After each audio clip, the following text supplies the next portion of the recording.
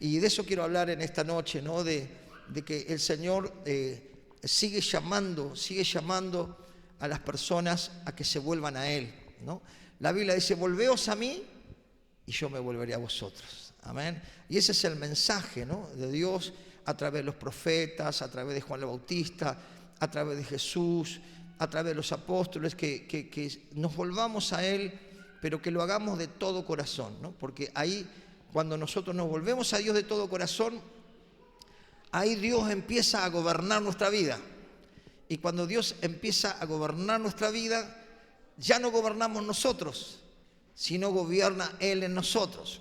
Amén. Gloria a Dios. Vamos a ir a la Biblia. Busque conmigo Marcos capítulo 2, versículo 14. Y me sorprende, ¿no?, que Jesús era muy determinante en lo que decía. Dice que grandes multitudes le seguían, ¿no? Pero Él hacía un llamado determinante a que lo sigan, ¿no? Y Él decía, sígueme, ¿no? Y no le daba mucho parámetro de determinar. ¿Lo seguimos o no lo seguimos? ¿Amén? Y aquel que lo sigue, aquel que responde al llamado, es aquel que quiere estar con Él, es aquel que quiere conocerlo, y es aquel que quiere obedecer sus mandamientos, y aquel que lo sigue es aquel que quiere andar como Cristo anduvo, y aquel que sigue a Jesús quiere servir a Dios como Jesús servía al Padre, y aquel que sigue a Jesús quiere hacer bienes a los demás como Jesús lo hacía, y quiere andar como Él anduvo. ¿Amén? Y es algo muy interesante porque mucha gente le seguía, pero muchos se volvían atrás. ¿Cuántos entienden esto? ¿Cuántos han leído la Biblia, no? Muchos le seguían, pero cuando Él decía, mire, el seguirme implica amarme más que todo, ¿no? Hoy en el evento de niños hablaban del gran mandamiento, ¿no? Amar a Dios sobre todas las cosas, con toda nuestra alma, con toda nuestra fuerza, con todo nuestro ser, y a nuestro prójimo. Pero la demanda que el Señor hacía cuando Él decía, síganme, era, si ustedes me siguen, tienen que estar dispuestos a que yo los dirija. ¿Cuántos están dispuestos a que Jesús los dirija? Vio que muchas veces yo tenía un compañero que decía, mira, yo todo bien con Dios, pero yo hago la mía. Yo quiero hacer lo que yo quiero. Bueno, mucha gente que seguía a Jesús, en un momento se encontraba que con seguir a Jesús era que Jesús guíe nuestra vida, que Jesús gobierne nuestra vida, que practiquemos lo que Él enseñó y que vivamos o querramos vivir como Él vivió. Seguir a Jesús es poder realmente entender que Él era obediente al Padre y que Él era sujeto al Padre y que Él estaba rendido a la voluntad de su Padre. Por eso decía, dice la palabra, que se haga tu voluntad en el cielo como en la tierra. Y saber que Jesús extendía la misericordia a todos, ¿no? Todos eran invitados a seguirle. Algunos solamente le seguían por panes, por los alimentos que Él le daba. Otros recibían una sanidad y querían esa sanidad y se iban. Otros querían ser prosperados, ser bendecidos, pero esos seguidores quedaban en el camino. Es más, casi una cantidad de más de 20.000 personas le seguían, las multitudes, porque viendo los milagros que Él hacía. Pero Él en un momento se paró y le dijo, pero el que quiere ser mi discípulo, que ya es, digamos, es un compromiso. ¿Cuánto entienden que ser discípulo del Señor no es lo mismo que ser un seguidor lejano? ¿Cuánto entienden esto? Ser discípulo de Cristo es querer estar con Él, es querer obedecer lo que Él nos manda hacer como siervos del Señor, y es estar dispuesto a padecer también como Él padeció, Entonces dice que de esa cantidad de casi 25.000 personas, dice que quedaron los discípulos. Ya como que el compromiso de ser un discípulo ya no les agradó a las multitudes. Querían panes, querían peces, querían prosperidad, querían sanidad, pero no querían estar con Él. Amén. Y qué importante si nosotros decidimos seguir a Cristo, lo importante es estar con Él. ¿Cuántos entienden esto? Estar con Él es poder absorber su carácter. Estar con Él es poder impregnar su corazón en nuestro corazón. Estar con Él es estar tiempo con Él. Estar con Él es hablar y escuchar y obedecer. Diga conmigo, hablar, escuchar y obedecer, ¿no? Cuando estamos ahí con Él, hablamos con Dios, en un momento escuchamos y lo que el Señor nos dice, obedecemos, ¿no? Y en ese momento cuando le dijo, que quiera ser mi discípulo, tome su cruz y sígame, ¿no? Y el que no ama, el que ama más a su padre, a su madre, a su pariente, más que a mí, no es digno de mí. ¡Fua! No quedó ni el gato ahí, ¿no? Quedaron solamente los 12 y ustedes también se van a ir, dijo Jesús. ¿Y a quién iremos, Señor, si tú tienes palabra de vida eterna? ¿Eh? Los discípulos querían estar con Jesús, querían ver esa gloria que los rodeaba. Y cuando Jesús caminaba mucho, andaba mucho, Él estaba llamando. Y no llamaba a lo mejorcito, llamaba a todos. ¿Cuántos saben que Él llama a todos? Y muchos cuestionaban con la gente que Jesús se juntaba, ¿no? Pero a Jesús no le interesaba la opinión de los demás, sino que él quería hacer lo que el Padre le había mandado hacer, que era buscar lo que se había perdido, ¿no?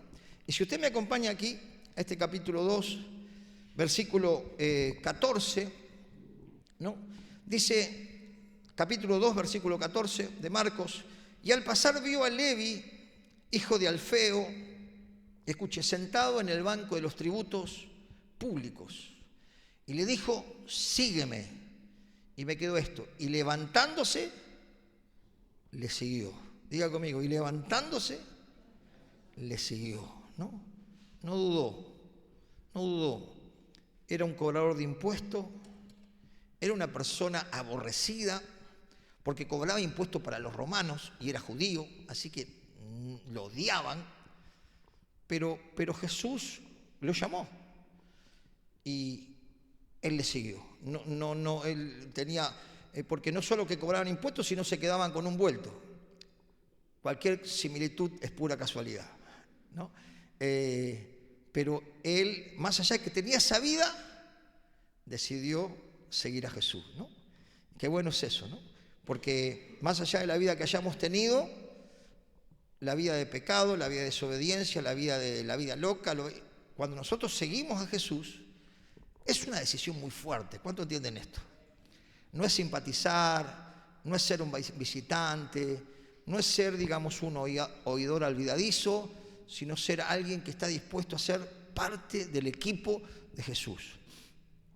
Y Leví, no solo que el Señor lo llamó, sino que él perseveró y fue parte del equipo de Jesús, porque el estar con Jesús lo transformó, lo cambió. ¿Cuántos entienden esto, no? Que cuando uno se acerca a Cristo, cuando uno le busca, cuando uno le pide ayuda, Él tiene el poder para deshacer el pecado que nos domina. ¿Cuántos comprenden esto? Hay personas que no pueden dominar el alcohol, hay personas que no pueden dominar la droga, hay personas que no pueden dominar la violencia, hay personas que no pueden dominar la parte sexual, hay personas que no pueden dominar el juego, hay personas que no pueden dominar cosas que le perjudican, pero Jesús es poderoso para vencer al que tiene el dominio sobre el pecado. ¿Cuántos dicen amén? Que es Satanás. Porque dice que el que practica el pecado, el que hace un pecado como una práctica, Satanás tiene un dominio ahí. Pero cuando uno le abre el corazón a Cristo, ¡pac!, Satanás pierde el dominio. ¿Cuánto entienden esto? Cuando uno se consagra, cuando uno decide seguirle, cuando uno decide abandonar la vida desordenada, ¿no? Y este varón, Leví, le siguió, ¿no? Y dice el versículo 15, y aconteció que estando Jesús a la mesa en casa con él, ¿no?, vinieron muchos más cobradores de impuestos, muchos publicanos y muchos pecadores, ¿no?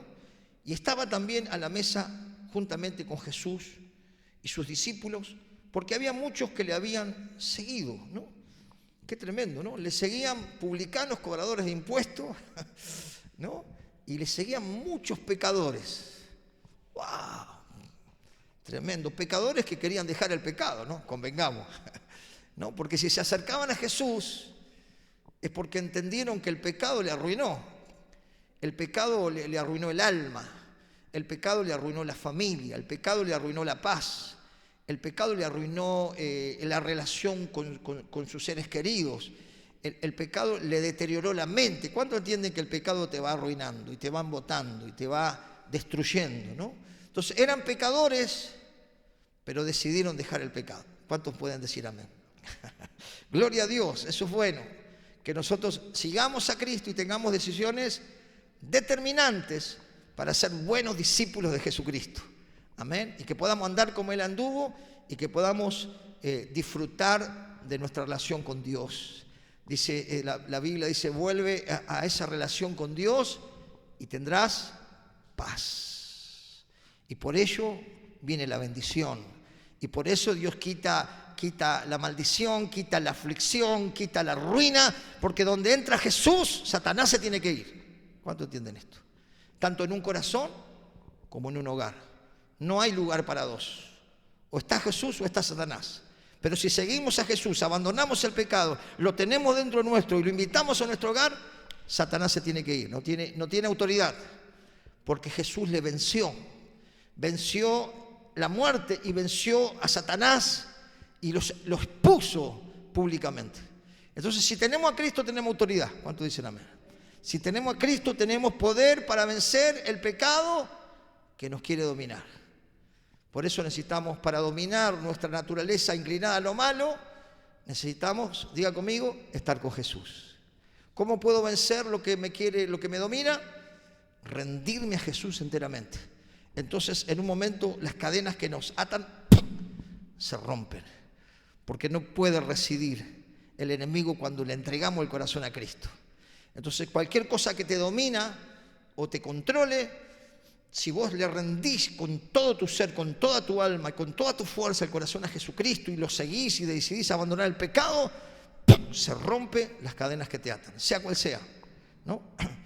Estos días siempre acompaño a mi esposa, vamos para acá, para allá, y vamos a veces a comprar y nos encontramos con jovencitas atadas por la depresión, por jovencitas, jóvenes frustrados, otros sin ánimo, sin fuerzas, hermano, con 20 años, con 23, 24 años, sin fuerzas, sin voluntad.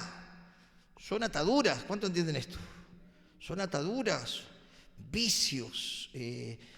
No pueden tener proyecto porque lo que le viene a la mano lo gasta. No tienen un proyecto porque no tienen rumbo. Necesitan a Jesús y al Señor está llamando a los pecadores. ¿Cuánto entienden esto? Y nosotros tenemos que alcanzar a los pecadores, pero no practicar lo que los pecadores hacen. Decirle al que está a tu lado, sí, lo entiendo. ¿No? Tenemos que alcanzarlos sin contagiarnos de lo que ellos hacen. Amén. Amarlos como ama Jesús, no discriminarlos, sino llevarle a Cristo. Decirle, probaste tantas cosas, ¿por qué no probás seguir a Jesús? No una religión, no un pastor, no la iglesia evangélica, a Jesús. Y después me decís, ¿no? ¿Cuántos testimonios, no? De personas que no tenían poder sobre su pecado. Pero dice la Biblia que si el Hijo os libertare, seréis verdaderamente libres. Amén. ¿Cuánto dan gracias al Señor? Que lo que nos dominaba en un tiempo ahora no nos domina más.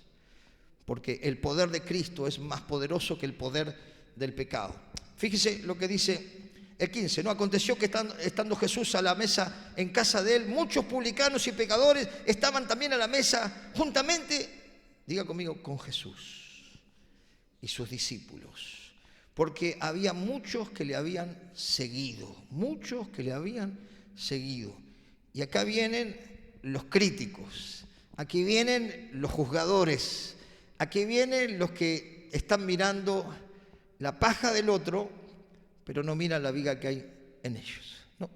Que el Señor nos libre de este tipo de actitud, ¿no? ¿Cuánto puede decir, Señor, líbrame de esta actitud, que yo no juzgue a la gente, que yo no cuestione a la gente, que yo no mire su pasado porque vos los llamás para restaurarlo, los llamás para darle una vida nueva, los llamás para cambiar su corazón, para transformar su vida, para darle una vida de paz, de alegría, de bonanza, y que nosotros podamos también mirar a los pecadores de esa manera, porque nosotros salimos del pecado. ¿Cuántos salieron del pecado?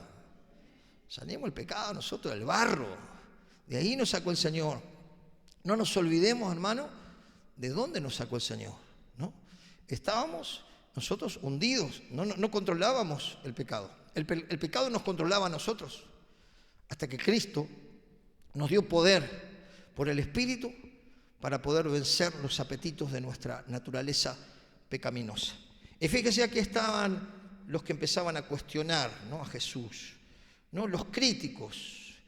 Es inevitable, hermanos, mis hermanas, que la crítica venga, así que no te preocupes, no te afliges, no te enojes, no te amargues, no guardes rencor. Porque si a Jesús lo criticaron, más bueno que Jesús creo que no hay ninguno acá. Nos van a criticar a nosotros.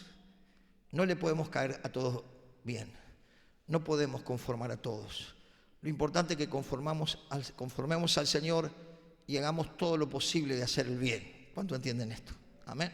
Hagamos todo lo posible de hacer el bien, ¿no? Y dice, y los escribas y los fariseos, viéndole comer a Jesús con publicanos y con pecadores, dijeron a los discípulos, acá viene la crítica, ¿qué es esto?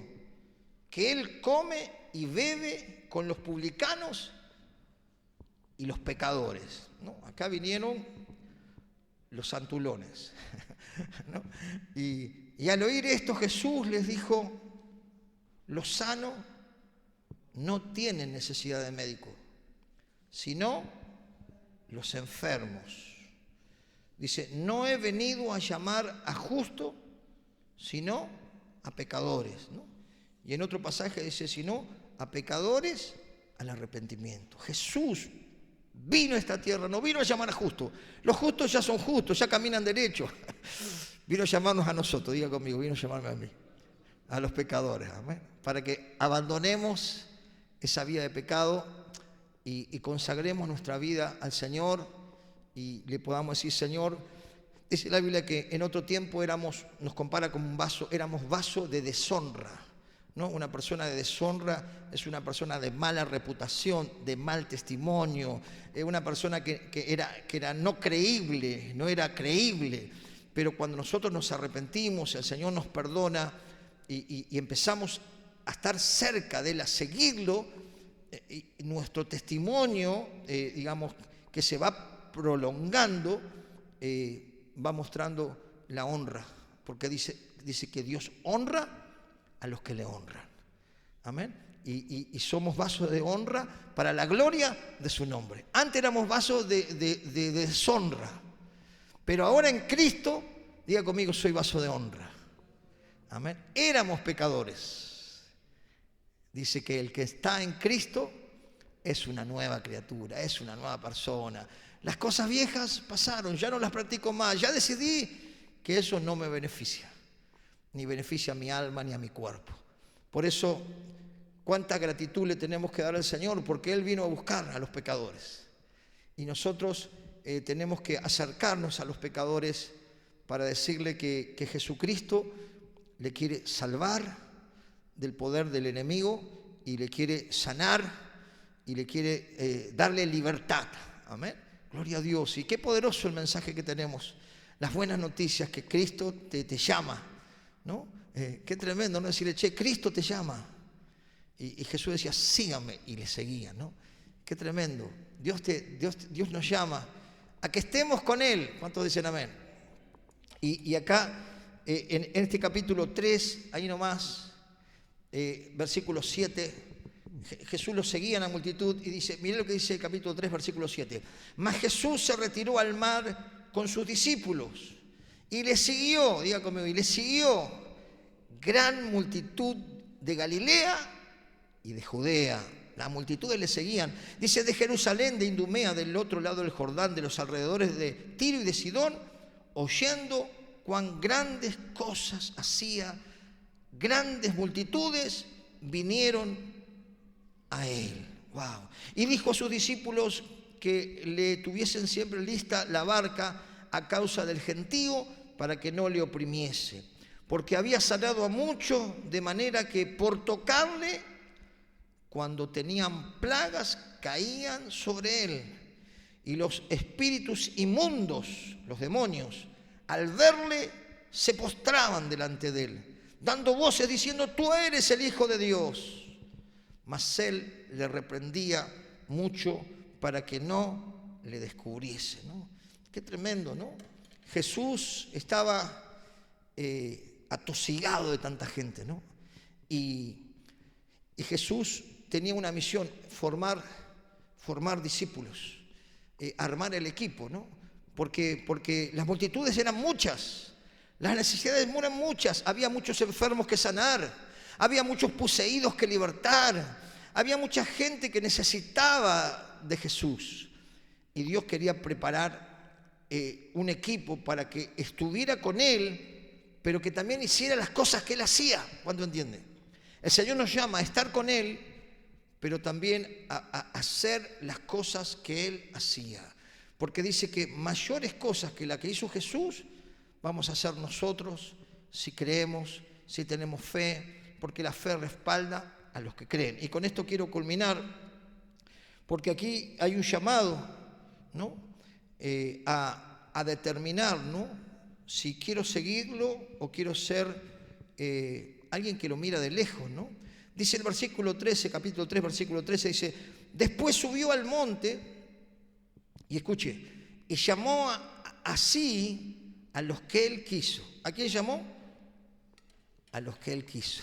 Amén. Wow. El Señor nos llamó, pero nos llama a participar. Amén. Y hoy me gozaba, ¿no? Porque un equipo hermoso de hermanas, hermanos, nos ayudaron. Nada hubiéramos podido hacer sin este equipo. Tremendo, esforzados, con cansancio, están acá.